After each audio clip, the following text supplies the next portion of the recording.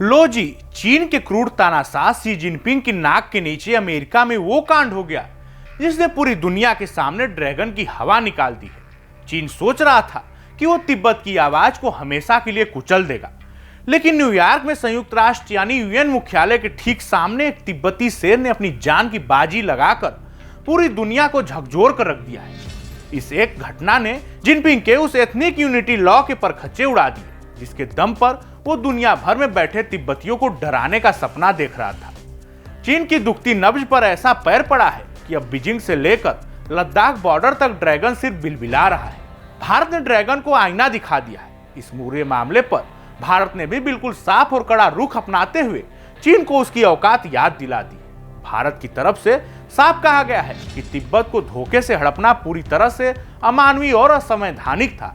भारत ने चीन को सीधा अल्टीमेट दिया है कि अगर इस सुलगते हुए मुद्दे को शांत करना है तो चीन को तिब्बत की निर्वासित सरकार के साथ बैठकर टेबल पर सीधी बात करनी होगी। भारत ने साफ कर दिया है कि तिब्बत न कभी चीन का हिस्सा था और न कभी रहेगा। चीन की दादागिरी अब और बर्दाश्त नहीं की जाएगी। 2 जुलाई 2026 को न्यूयॉर्क में संयुक्त राष्ट्र मुख्यालय के बाहर लोबगा रंगजेन नाम के एक अंजाबाज तिब्बती एक्टिविस्ट ने तिब्बत का झंडा लहराया और लाइव अपील करने के बाद तिब्बत की आजादी के लिए खुद को आग के हवाले कर लिया। चीन ने 1 जुलाई 2026 से एक नया दमनकारी कानून लगा दिया जिसके तहत वो चीन के बाहर रहने वाले तिब्बतियों और आलोचकों को भी जेल में डालने या प्रताड़ित करने की धमकी दे रहा है। इसी दमन के खिलाफ ये गुस्सा भड़का है।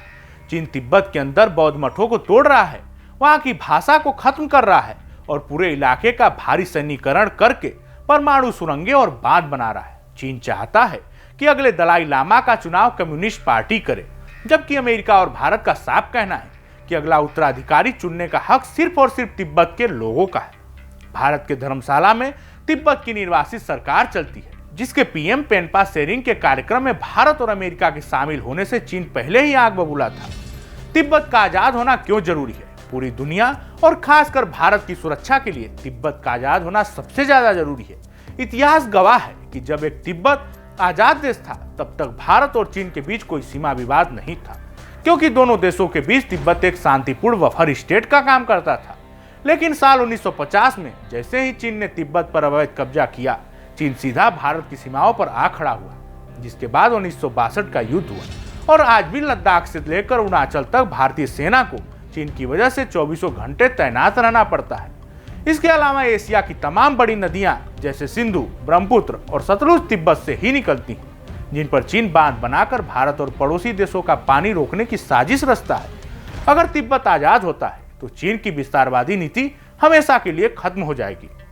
भारतीय सीमाओं पर तनाव पूरी तरह खत्म हो जाएगा और रक्षा बजट पर होने वाला अरबों का खर्च बचेगा। इसलिए तिब्बत की आजादी सिर्फ तिब्बतियों का हक नहीं बल्कि भारत की अखंड सुरक्षा की सबसे बड़ी गारंटी है।